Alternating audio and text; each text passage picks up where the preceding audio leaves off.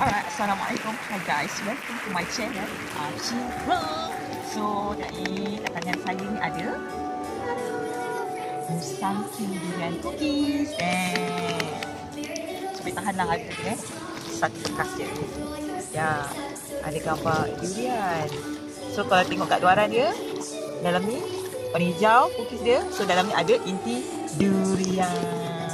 So, kita nak unboxing dalam ni. Alright, kita nak rasa sedap tak?